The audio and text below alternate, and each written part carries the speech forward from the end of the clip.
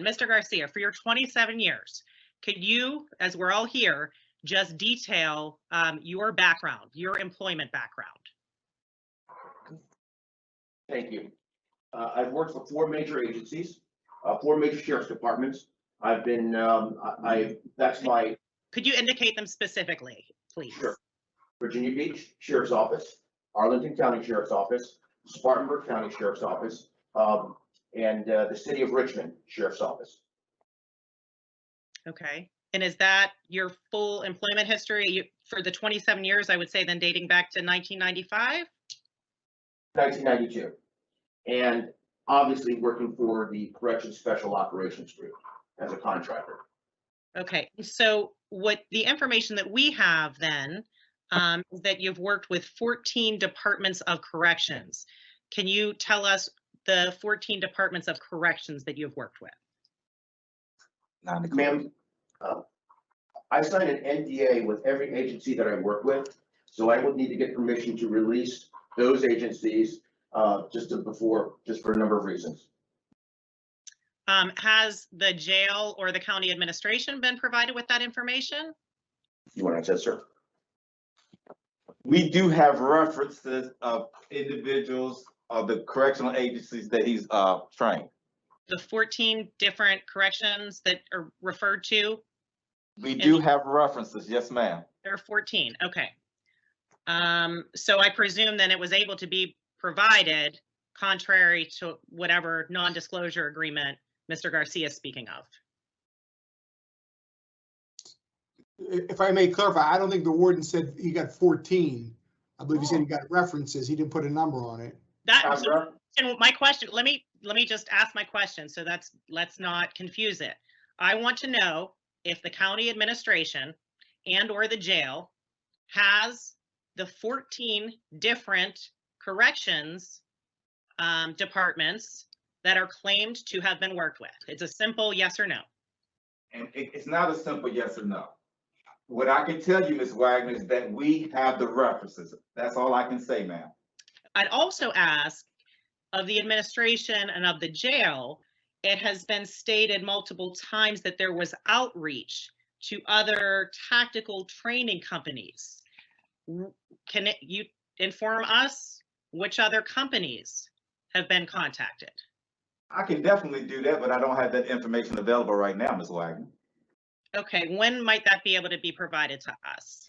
As soon as I possibly can. Well, I mean, I think everyone's emphasizing the tight time frame here, so any approximation that you could give me would be appreciated. As soon as I can, ma'am. But I mean, Ms. Hallam.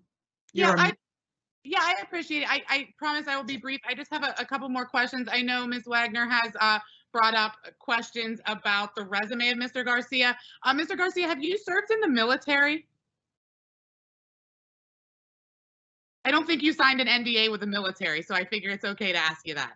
Ms. Hallam, we're not going to get into his history with the military. What we're going to do is base our opinion on the training that he's going to bring to our agency, the background checks that we did with NCIC, and he was cleared. Him clearing the background checks with 4 or 5 other agencies and correctional facilities throughout the nation and the world. So we're not going to talk about that. Warden Harper, with all due respect, I do not believe, actually, I know it is not your decision whether or not I can ask questions and have answered to them as a member of this board. So I'm going to ask again, this question is directed at Mr. Garcia, not Warden Harper. Mr. Garcia, have you served in the military? And again, Ms. Hallam, I'm going to step in. He will not be answering that question, Ms. Hallam. You are not an elected representative of this county. You are not a member of this board.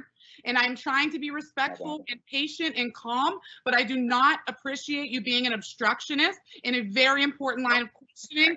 If you are going to bring up his background checks, if you are going to bring up his previous experience, if you are going to bring up his prior trainings, I am within my absolute right to ask him if he has ever served in the military. And the fact that you are so strongly dodging this question is very concerning to me.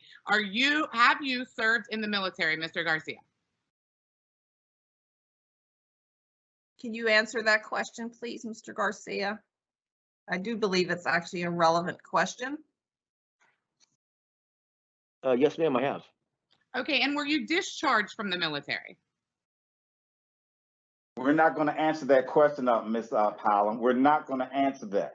Again, Warden Harper, with all due respect, I really am trying to like keep it cool here. Please, I am not talking to you. I'm speaking to Mr. Garcia, who this line of questioning is about. It has his prior military experience truly is outside of your area of expertise. Warden Harper, I would like to hear from Mr. Garcia. Were you discharged from the military?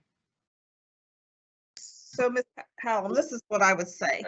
Let's, because I think you're going to keep asking and the same thing's going to keep happening. So I think but maybe he will answer the Oh, question. Mr. Garcia, are you going to answer my questions? Because if you're not, I would like to move on to the vote. Are you going to answer my line of questioning?